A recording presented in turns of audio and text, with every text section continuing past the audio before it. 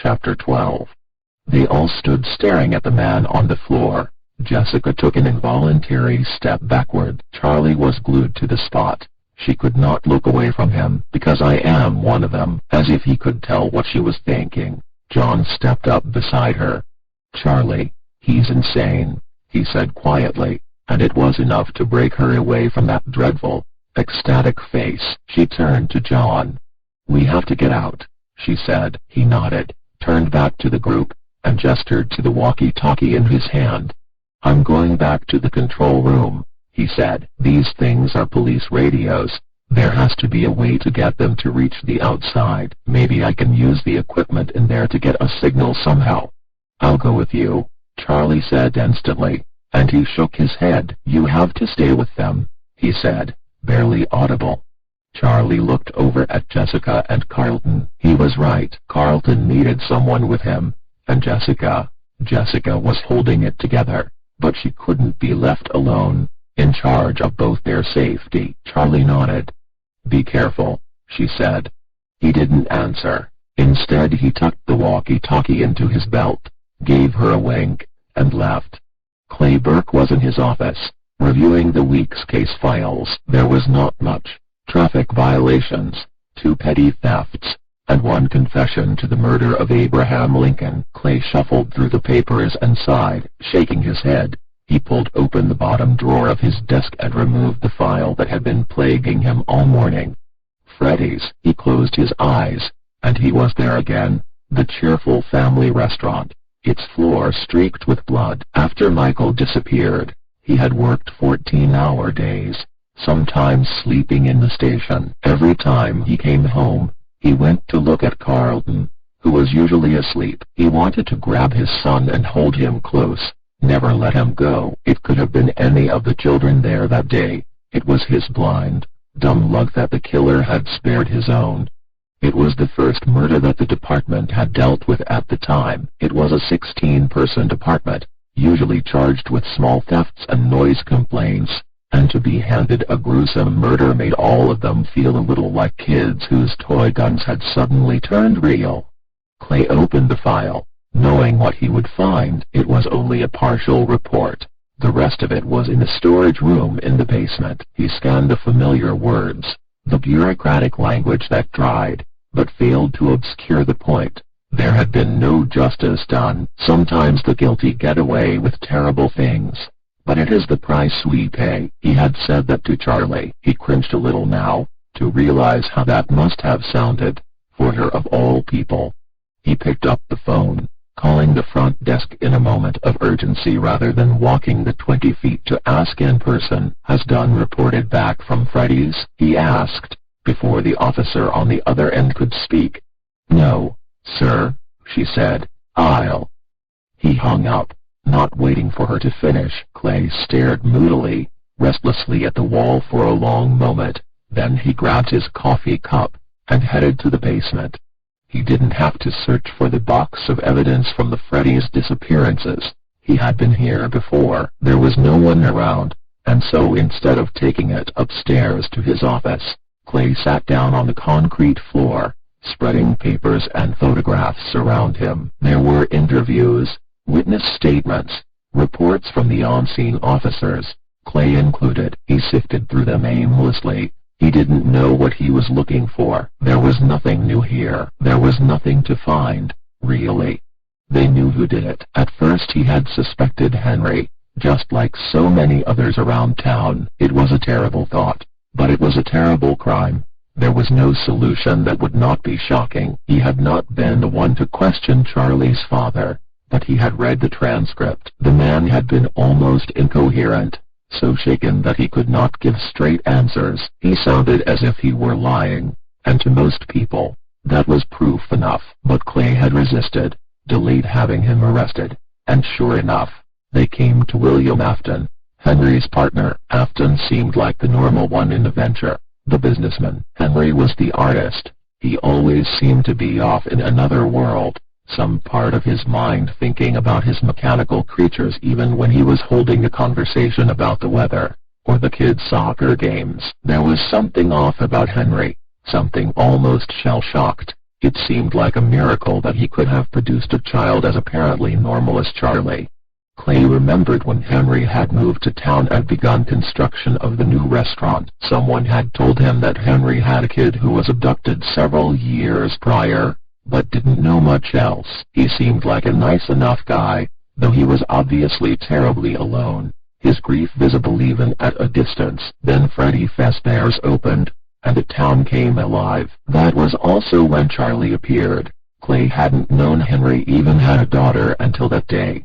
William Afton was the one who made Freddy's a business, as he had the previous restaurant. Afton was as robust and lively as Henry was withdrawn and shadowy. He was a hefty man, and had the ruddy geniality of a financially shrewd Santa Claus. And he had killed the children. Clay knew it. The whole department knew it. He had been present for each abduction. He had mysteriously and briefly vanished at the same time as each child went missing. A search of his house had found a room crammed with boxes of mechanical parts and a musty yellow rabbit suit, and stacks of journals full of raving paranoia, passages about Henry that ranged from wild jealousy to near worship. But there had been no evidence. There had been no bodies, and so there could be no charge. William Afton had left town, and there was nothing to stop him. They did not even know where he had gone. Clay picked up a picture from the pile. It had been taken, framed, from the wall of Henry's office at the restaurant. It was a picture of the two of them together, Henry and William, grinning into the camera in front of the newly opened Freddy Fazbear's. He stared at it. He had stared at it before. Henry's eyes did not quite match his smile. The expression looked forced. But then, it always did. There was nothing unusual here, except that one of the men had turned out to be a killer. Suddenly, Clay felt a shock of recognition, something indistinct. He could not quite catch it. He closed his eyes, letting his mind wander like a dog off the lead. Go on. Find it. There was something about William, something familiar, something recent. Clay's eyes snapped open. He shoved everything back into the evidence box, cramming it in messily, keeping out only the photograph. Clutching it in his fist, he took the stairs up two at a time, almost running by the time he got to the main floor of the station. He headed straight for a particular filing cabinet, ignoring the greetings of his startled officers. He tore open the drawer, pawing through it until, there it was, employee background checks requested by businesses from the last 6 months. He pulled out the stack, and flipped through them, looking for photos. In the third folder, he found it. He picked up the picture and held it up next to the one of Henry and William, turning so his body did not block the light. It's him. The background check application was labeled Dave Miller, but it was unmistakably William Afton. Afton had been fat and affable. The man in the picture was sallow and thin, his skin sagging, and his expression unpleasant, as if he had forgotten how to smile. He looked like a poor facsimile of himself. Or maybe, Clay thought, he looked like he had dropped his disguise. Clay flipped the page back, to see why the check had been requested, and his face drained white.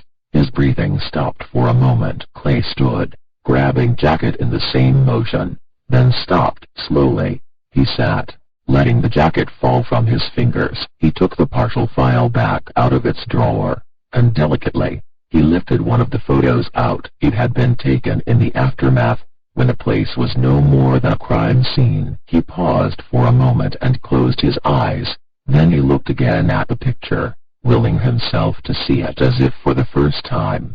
There was a glimmer of light he had never noticed before. One of the animatronics on the stage, the bear, Freddy, was looking toward the cameraman, one of his eyes illuminated with a smear of light.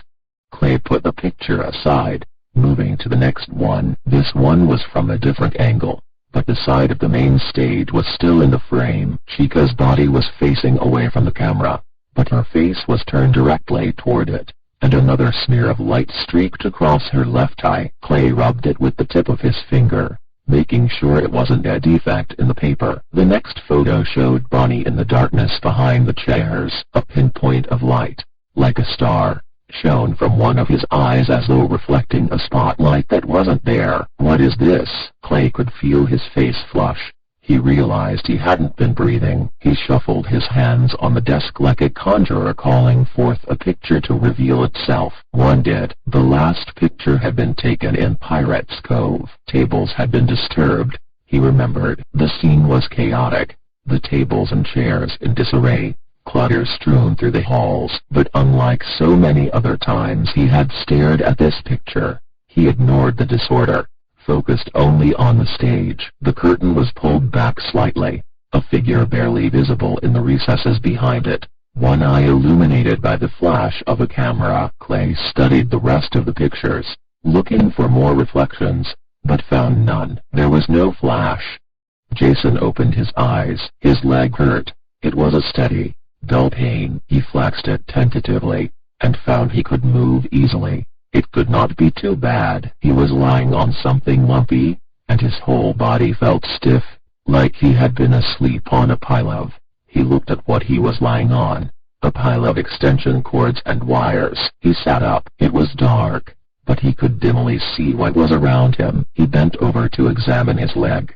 His jeans were ripped where Foxy's claw had gouged him, and the gash in his leg was ugly, but it was not bleeding badly. The hook had mostly got hold of his jeans. Jason felt a little relief. Satisfied, he began to examine his surroundings. He was in a corner, and there was a heavy, black curtain strung from one wall to the other, cutting the space off from the room outside. He crawled forward over the cables cautiously, careful to make no sound. He made his way to the edge of the curtain, where there was a tiny sliver of a gap between it and the wall. Jason took a moment to steel himself, then peeked out, conscious of his every movement.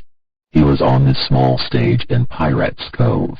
Behind the curtain, he could hear something moving out there, something large, but from his position he could see only an empty room. He pushed his head out a little further, craning his neck to look. He couldn't tell where the sound was coming from, but with each second he grew bolder, readying himself to leap from the stage and run. A light was pulsing in the main dining room, illuminating the hall for brief seconds at a time with bright, dizzying carnival colors. It wasn't much, but it gave Jason a direction to run. He watched it intently, until it was all he could see, and then it stopped. The room was dark, darker than it had been before. His eyes had adjusted to the light and now he was nearly blind. The shuffling sound went on, and Jason pulled the curtain open farther. This time he moved too fast, and as the curtain was drawn the metal rings that held it clinked together. The light above Pirates Cove went on. Foxy was there, right in front of him, his face so close to Jason's that they could almost touch. Jason scrambled back through the curtain, pulling it closed again, trying to escape the small alcove, but there was nowhere to run. He crawled backward, staying against the wall, hoping that the curtain would somehow shield him from Foxy. At once, the curtain began to open, not by force, but as if a show were about to begin. Lights and color flashed in silent patterns, and the glittered front curtains rolled back in grand fashion to reveal the stage, and the beast standing patiently at its base.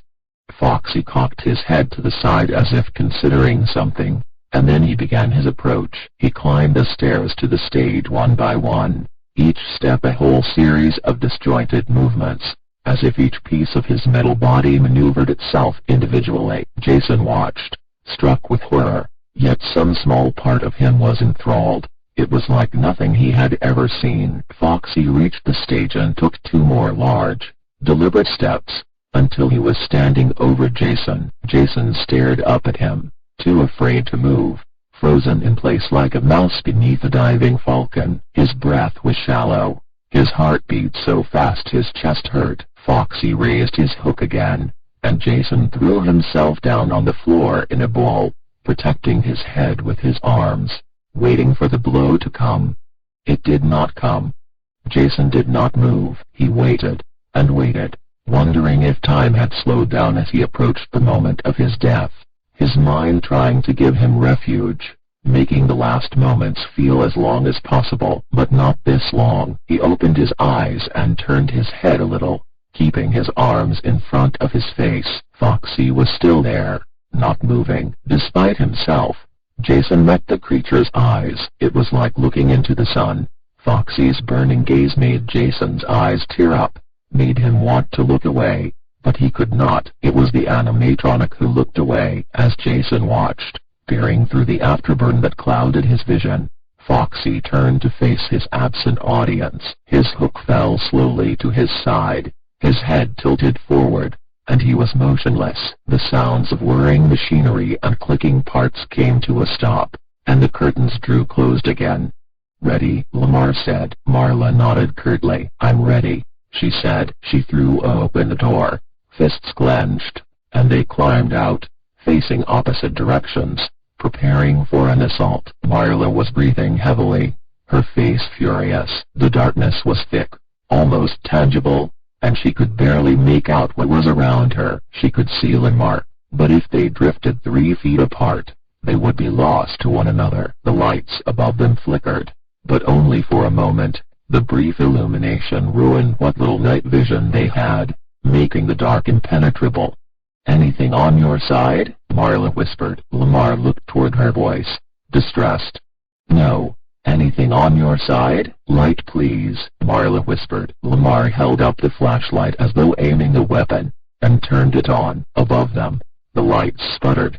Jason could see their flashlight waving back and forth, filtering through the slightly transparent curtain. "Oh, no!" The light fell on the animatronic, just for a moment, and there was a clicking noise. Jason looked up. Foxy was not moving. The light swept across him again, and again the mechanical sounds came, this time unmistakable. Though he still did not move, Jason scooted forward, around Foxy's foot, and looked up at the animatronic's face as the light struck him again. Again the clicking noise came. Something inside him was readying itself, but his eyes stayed dark. Jason crawled as far forward as he was willing to venture, trying not to cross into Foxy's line of sight. He made it to the edge of the curtain, and reached his arm out to wave a warning.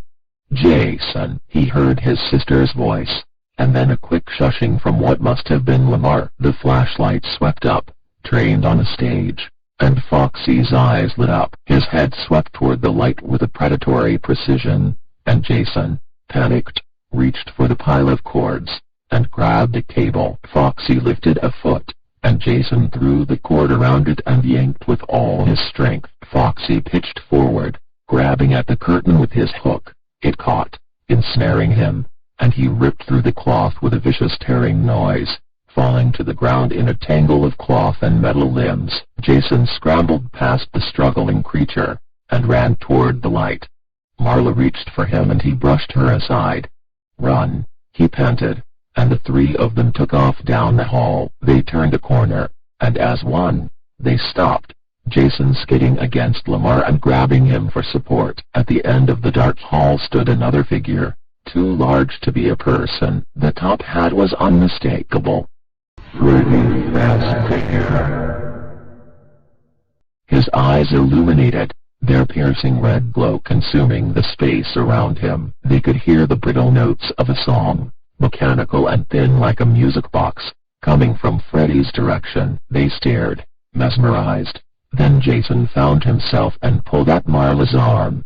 "Come on," he hissed, and they followed him, running back the way they had come. When they reached Pirate's Cove they slowed. Foxy had thrown off the curtain, and was beginning to right himself. The 3 exchanged glances, then ran past him. Jason held his breath until they were through to the next doorway, invoking some old superstition. Lamar motioned to one of the party rooms and they ducked inside. He switched off the flashlight, and they stood still for a moment, their eyes adjusting. The room had 3 long cafeteria-style tables, each one still set for a party. Metal folding chairs were lined all up and down them, and each place was set with a party hat, a paper plate, and a plastic cup. By wordless agreement, each hid beneath a different table, leaving themselves as much space as possible. They crouched low, hoping to be lost behind the chair legs, and together they stared silently into the vacant hall, and listened. "Hello, anyone?" John repeated into the radio, but there was only static. He had managed to hook the walkie-talkie into the sound system, but getting a signal to the outside seemed impossible. Freddy's was sealed off from the world. He looked at the monitors again. On one screen he could see 3 figures crouched under tables: Marla, Lamar, and Jason. He thought they found Jason. He realized with profound relief, letting go of a tension he had not known he felt. Everything on screen was lit with unnatural grays and whites. "These must be night vision cameras," he said aloud to no one, and squinted to see through the static. He watched the blurry figures crawl and came to a stop beneath the long party tables. Then movement from another screen caught his eye. There was a figure in the hallway, moving steadily toward the room they were in. John could not tell what it was, but the way it moved wasn't human. It stopped beside a doorway, and with a sudden jolt of realization, John looked again at the party room where his friends were hiding. He grabbed the walkie-talkie and flipped the speaker system on, jamming the volume control as high as it would go. "Lamar," he said calmly, trying to sound commanding, and heard the reverberation of his own voice through the walls of the control room. "Lamar, don't move." John's voice blared over the speaker, blurred with static but intelligible. "Lamar, don't move." Lamar, Marla, and Jason looked at one another across the distance between the tables. The room lit up with a burning red glow, and they watched, as still as they could be, as Freddy Fazbear entered the room. His movements were mechanical and graceless as he walked with deliberate steps to the middle of the room and stopped between 2 tables, Marlon on one side, Jason on the other. Jason looked at his sister and she put a finger to her lips. Jason hadn't realized that there were tears on his cheeks until now. He watched as Freddy surveyed the room, his head, with eyes like spotlights, whirred to one side, stopped with a click, and then turned to the other side. There was a long pause. The 2 padded feet were motionless, the legs like black trees in a forest beside them. There was a sound of twisting fur and crinkling fabric, and the feet began to pivot. Freddy turned around and headed for the door, each step shaking the floor beneath them. As Freddy passed by, Jason shrunk back instinctively, his foot hitting one of the metal chairs. It made a scraping sound. Jason's heart raced. Frantic, he looked across the space at Marla, who beckoned to him urgently. Freddy had stopped. They could still hear the sound of fabric and fur scrunching and moving. Freddy was bending down to look under the table. His motions were slow, and in those precious few seconds, Jason pushed the 2 chairs in front of him apart, making a gap just wide enough for him to crawl behind Freddy and under the table with Marla. The light of Freddy's eyes came into view under the table, illuminating the space beside Jason, and he quickly but quietly crawled between the chairs and through the space Marla had cleared for him. Freddy stood again, training his eyes on the floor just as Jason pulled his foot out of sight. Freddy began to pivot toward the table that they were under. Marla put a hand on Jason's arm, studying him. There was another pause. Lamar, under the table opposite them, was beckoning to Marla and Jason, urging them to his own table, farther away from Freddy. Marla shook her head, not wanting to risk making noise. "Maybe he's leaving," she told herself. Jason was beginning to breathe normally again. Then it struck them. Freddy was ducking down again, this time silently. His eyes had gone dark, but as soon as they spotted him they lit up again, illuminating the room. Marla and Jason scrambled around the metal chairs as fast as they could without touching them. They crawled across the thin carpet between tables until they came across an opening in the chairs and crawled under the table beside Lamar. Marla and Lamar looked at each other, at a loss. Freddy was straightened up again, and began to circle around to the 3rd table. "We have to run for the door," Marla whispered. Lamar nodded, then motioned for them to follow his lead. He watched, waited until Freddy was bending down once again, and then gestured to the middle table. They caught their breath, trying not to gasp, and Lamar looked toward the door. Could they make it? Marla put a hand on Jason's shoulder, and he started to shrug her off, but she was gripping him tightly, her fingers digging into him. He moved to brush her away, then looked at her. She was terrified, even more than he was. He let her hold on to him, and kept his eyes on Freddy, waiting for their next opening. It didn't come. As they waited, poised for flight, Freddy turned away, his deliberate steps taking him to the doorway. The room went dark, and Jason's heart skipped before he understood what had happened. The lights were gone because Freddy was gone. "Marla," he whispered, his voice little more than a breath of air. "He's gone." Marla looked at him and nodded, but she did not let go of his shoulder. "Are you okay?" she asked, in the same, almost soundless way. He nodded, then pointed to his leg and shrugged theatrically. She smiled at him, and took her hand from his shoulder to muss his hair. Suddenly Lamar was tapping Marla's arm. He pointed to his ear, and she gave him a puzzled look. Jason stiffened, realizing what it was, and in a second Marla did, too. There was music in the room, a tinny, labored sound like a music box, the gaps between the notes just a little too long. The room lit up again, a drowning red, and before they could move, the table was wrenched away, and Freddy was standing over them. He shoved the table aside, almost hurling it. They screamed, a wailing, primal sound, not a scream for help but the last, futile act of defiance. Jason clung to his sister, and she pulled his head down against her, shielding his eyes so he would not have to see. Suddenly, Freddy stumbled off balance and lurched to the side. He tried to right himself, but another jolt from behind sent him flying forward, falling face first into the tables. Marla, Lamar, and Jason looked up to see Charlie and John, their faces flushed with effort. "Come on," Charlie said. "Let's go."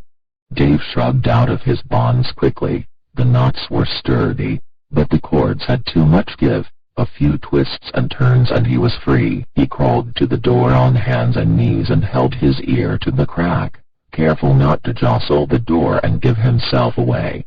The loudspeaker blared, and then the sound he had been waiting for. Footsteps, running away. He waited just until the sound faded, then got purposefully to his feet.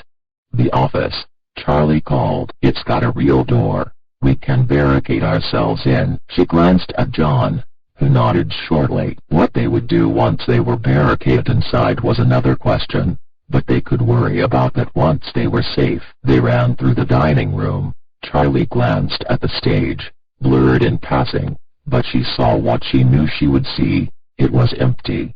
They reached the narrow hall that led to the office, and Charlie's heart lifted when she saw the door, light shining from its small window like a beacon. "Wait, light?" She slowed her pace. They were 10 feet from the door. She lifted a hand, signaling the others to stop, and they approached the door slowly. Steeling herself, Charlie grabbed the knob and turned. It was locked. She looked helplessly at the others. "Someone's in there," Jason whispered, moving closer to Marla. "There's no one else here," Marla said softly, but it sounded like a question. Charlie was about to try the door again, but stopped herself. "Don't draw their attention." "He got loose," Jessica said, her voice hoarse, and Charlie felt a chill. "She's right." She didn't say it. "We have to go back," she said, without waiting for a response. She turned, pushing between Lamar and John to take the lead. She took 2 steps forward, then stopped dead as she heard the others gasp. It was Chica, her eyes like burning orange headlights.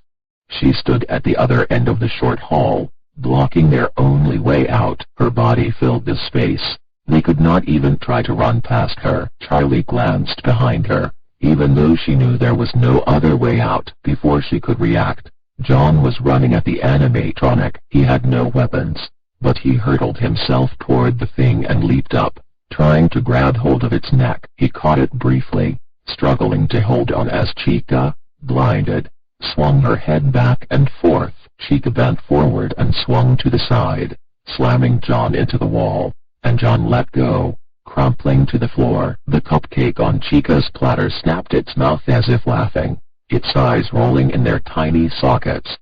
"John!" Charlie cried, and thrust the flashlight back for someone else to take. She felt its weight leave her hands but didn't look back to see who took it. She was looking up. There was an electrical cord loose above their heads, just peeking out from the low ceiling. Chica was slowly advancing. Charlie jumped up, but she could not get high enough to reach it. She looked to either side. Is it narrow enough? She glanced at Chica. She was moving slowly, with measured steps. They were trapped, and she did not need to hurry. Charlie planted one foot against the wall, then stretched her leg across the narrow hallway and did the same on the other side. Bracing between the walls to climb, she inched upward, her legs shaking with the effort. She stretched up, fumbling for the cord, unable to look up without losing her balance. Her fingers closed around it, and she dropped to the ground as Chica lunged forward, her arms extended and her teeth contorted to a mechanical smile. Charlie sprang up, the ripped electrical cord brandished in front of her, and she shoved it into the space between Chica's head and his torso. It jerked backward, sparks flying, and for a horrible moment, Charlie could not move. Her hand was throbbing with the electric current and she was caught there, unable to make her hand let go of the wire. She stared down at it, willing her fingers to open. Is this how I die? Lamar grabbed her and pulled her away, and she looked up at him wide-eyed for a moment. The others were already running. Chica was deactivated, or so it appeared, slumped forward, her eyes dark. Lamar gave her arm a tug, and they took off after the others. With a distasteful smile, Dave watched the confrontation through the window in the office door. Just a matter of time now, he thought. The girl had been clever, climbing the walls like that, but she had almost killed herself. They could not last much longer. All he had to do was wait. Suddenly, the room was lit with an ethereal blue. He froze, then slowly turned. Chica, the animatronic, was towering over him, close enough to touch. Dave fell back against the door and screamed. There was a scream from the direction of the office. The group paused for a minute and looked nervously at one another.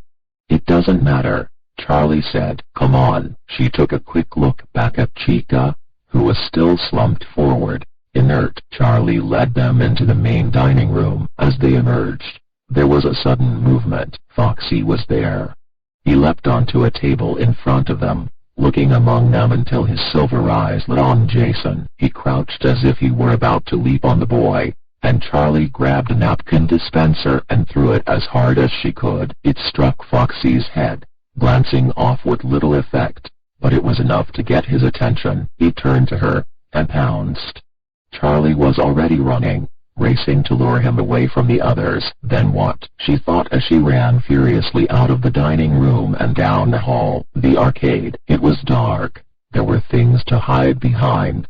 She kept running full out until she reached the door, then turned so fast she almost fell, hoping to give Foxy a moment's disorientation. She looked around frantically. There was a row of arcade machines at the back of the room, set out just a little from the wall. She heard footsteps behind her, and dove for it. The space was so tight she could barely squeeze herself into it. Her sides were pressed between the consoles and the wall, and there were thick, coiled wires beneath her feet. She took a step back, moving deeper into the crawl space, but her foot slipped on a cable, and she barely kept from falling. Movement in the room caught her eye, and she saw a flash of silver light. He sees me.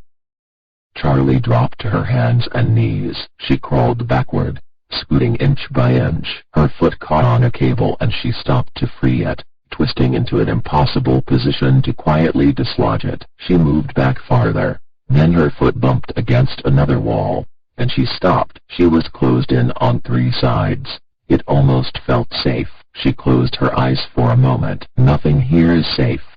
There was an awful sound, a clash of metal hitting metal, and the console at the far end of the row rocked on its foundation, banging back against the wall. Foxy leaned over it and now Charlie could see him as he smashed the display, spilling shattered shards of plastic onto the floor. His hook caught on something inside the machine, and he yanked it out again, trailing bits of wire. He moved on to the next game, smashing the screen and throwing the console against the wall with a casual brutality. Charlie felt the impact of it, echoing through the wall as he moved closer. I have to get out, I have to. But there was no way out. Now that she was sitting in one place, she realized that her arm was stiff with pain, and only now did she look at it. The bandage was soaked through with blood. The wall beside her was streaked with a line of it, where her arm had pressed against the wall. She wanted to cry. Suddenly, her whole body ached. The wound in her arm, the constant tension of the last day or so, who could tell how long it had been, draining her, taking all she had. The next console crashed against the wall and Charlie flinched. It was only 2 away. He was almost to her. She could hear his gears working, humming and grinding and sometimes screeching. She closed her eyes, but she could still see him, his matted fur, the metal bones showing through, and the searing silver eyes. The console beside her was wrenched away, tumbled to the ground like it weighed nothing at all. The cords beneath Charlie's hands and knees jerked forward with it, and she slipped, grabbing at nothing, trying to regain her balance. She caught herself and looked up, just in time to see the downward swing of a hook. She moved faster than she could think. She hurled herself at the final console with all her strength, and it balanced precariously, then fell, knocking Foxy to the ground and trapping him. Charlie started to run, but his hook shot out and snared her leg, cutting into her. She screamed. Falling to the ground, she kicked at him with her other foot, but his hook was stuck deep in her leg, and every time he jerked back she felt the impact. She kicked him in the face and he tore free, slicing open her leg. She screamed again, instinctively grabbing the wound, and Foxy was on top of her, snapping his jaws and clawing her as he tried to free his legs from under the console. She fought back, struggling to get away. His hook slashed at her again and again as she tried to block the blows, screaming again for help. Suddenly, John was there. He stood over Foxy and stomped down hard on the creature's neck, holding his foot there. Foxy flailed, but could not reach him. "Charlie, get up," he called, who just stared at him for a second, too shaken to register the question. He stamped his foot on Foxy's neck again and again. Then in one quick movement, he grabbed Charlie's hand, heaved her up, and started to run, holding onto her hand, pulling her along behind him. They made it to the main dining room, where the rest of the group was huddled in the middle of the room, relieved.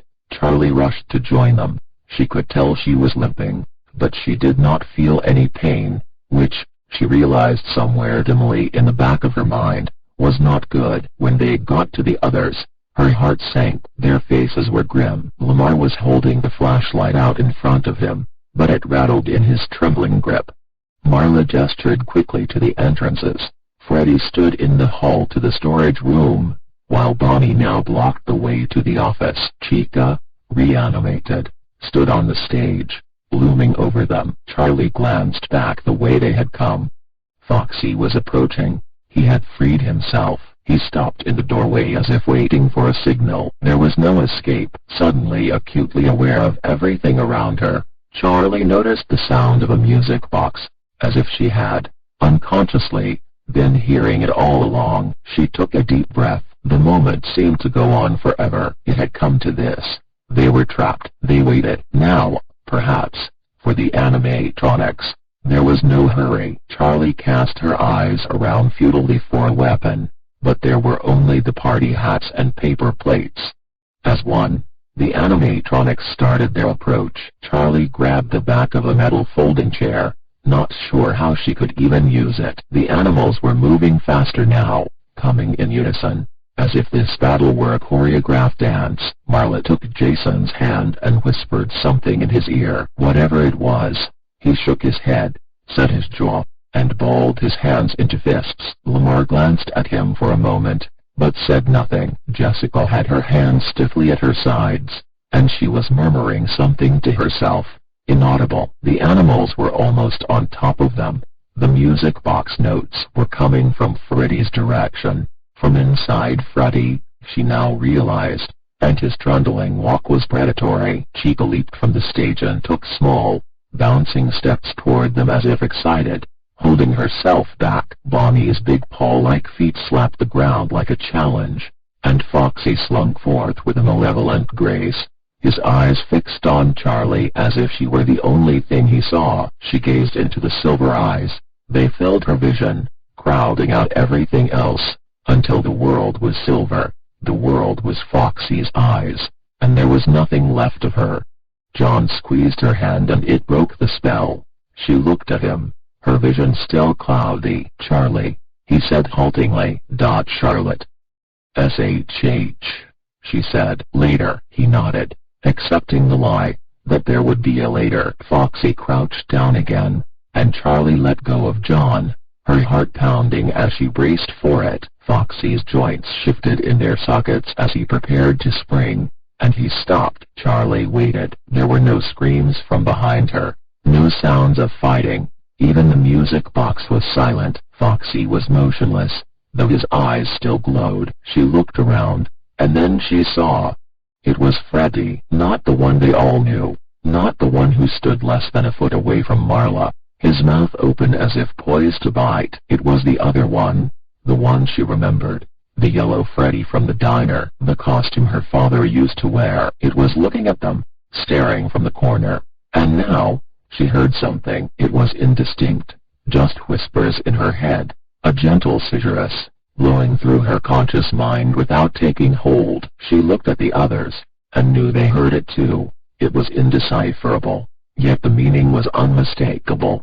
Carlton was the one to say it. "Michael?" The sounds they heard grew warm, an unspoken confirmation, and together, they approached the Golden Bear. Marla brushed past Brown Freddy as if he were not there, and Charlie turned her back to Foxy, unafraid. There was only one thought in her mind. "Michael, it's you." They were almost to him. All Charlie wanted to do was fling her arms around him, hold him close, and to be again the little girl she was so long ago. To embrace him again, this beloved child, who had been ripped from their lives on that carefree afternoon. To do it all over, and this time to rescue him, this time to save his life. "Michael," she whispered. The yellow bear stood motionless. Unlike the others, there seemed to be nothing inside of it. It stood of its own accord, by its own will. There was nothing to hold the costume jaw closed, and its eyes were empty. Suddenly aware that their backs were turned to the other animals, Charlie startled and turned, apprehensive. Freddy, Bonnie, Chica, and Foxy were standing at rest, almost as if they were back on their stages. Their eyes were locked on Charlie, but they had halted their approach. "It's the kids," Carlton whispered.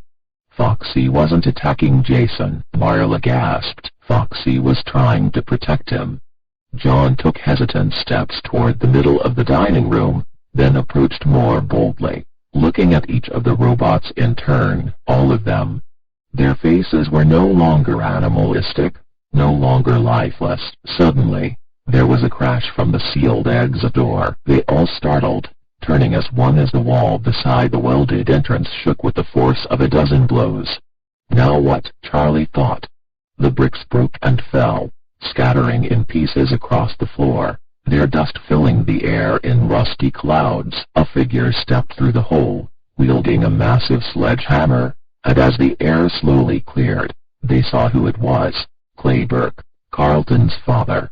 His eyes set on Carlton, and he dropped the hammer and ran to his son, sweeping him into an embrace. He stroked his hair, gripping him like he would never let go. Charlie watched from her distance, relief touched by a stiletto edge of envy. "Dad, I'm gonna puke," Carlton murmured. Clay laughed but leaned back when he saw that he wasn't kidding. Carlton bent over, hands on his knees, fighting the urge to retch, and Clay's face took on alarm. Carlton straightened. "I'm good." Clay was not listening anymore. He was looking around the room, at the animals. All of them were frozen in time, displaced. "Okay, kids," Clay said, his voice low and his words careful. "I think it's time for us to go. Come on." He started toward the exit he had made. They glanced at each other. The whispers were gone, whatever he had been. The yellow Freddy was slouched again, an empty suit, though no one had seen it move. Charlie nodded toward Clay, and the rest started forward, heading almost reluctantly to the hole in the wall. Charlie hung back, John stayed beside her, but she gestured him forward, taking up the rear. She had barely had time to take a step when something took hold of her throat. Charlie tried to cry out, but her windpipe was being crushed. She was whipped around as if she weighed nothing, and found herself face to face with the yellow rabbit. Dave's eyes were shining through, triumphant. He had his arm around her neck, squeezing her throat so tightly that she could scarcely breathe. He was holding her so close it was almost an embrace. She could smell the costume, stained for years of putrid sweat, and blood, and cruelty. He spoke, still staring at Charlie. "You are staying." "Absolutely not," Clay said, taking on the group's authority. Dave dug his fingers deeper into Charlie's neck and she made a strangled sound. "I will kill this one right here, while you watch, unless you do as I say," he said, and his voice was almost pleasant. Clay looked at him for a long moment, as if calculating, then nodded. "Okay," he said, his voice calm. "We'll do as you say. What do you want?" "Good," Dave said. He relaxed his grip on Charlie's neck, and she took a shaky breath. The others began to move toward them, away from the door. Charlie looked up at the man in the rabbit suit, and he met her gaze. "It was you. You killed Michael. You killed Sammy. You took them from me." His eyes should have held something fierce and dangerous. They should have been windows to the rotten core inside, but they were only eyes, flat and empty. Charlie plunged her hands into the gap beneath the costume's head. Dave drew back, but she held on. "If you want to be one of them, then be one of them," she shouted, and she tripped the spring locks. Dave's eyes widened, and then he began to scream. Charlie jerked her hands free, barely evading the locks as they snapped open and plunged into his neck. She took a step back, watching as Dave crumpled to the ground, still screaming as the costume released. Part by part, the animatronic insides pierced his flesh, ripping up his organs, tearing through his body as if it were not even there. At some point he stopped screaming, but he still writhed on the floor for what felt like long minutes, before he was still. Charlie stared, breathing hard as if she had been running. The form on the ground seemed unreal. John was the first to move. He came beside her, but, still staring down, she waved him off before he could touch her. She could not bear it if he did. Jessica gasped, and they all looked up as one. The animatronics were moving. The group drew back, huddling together, but none of the animals were looking at them. One by one, they took hold of the broken body on the floor, and began to drag it away toward the hall to Pirates Cove. As they began to disappear down the hallway, Charlie noticed that the yellow Freddy was gone. "Let's go," Charlie said quietly. Clay Burke nodded, and they filed out of the restaurant for the last time.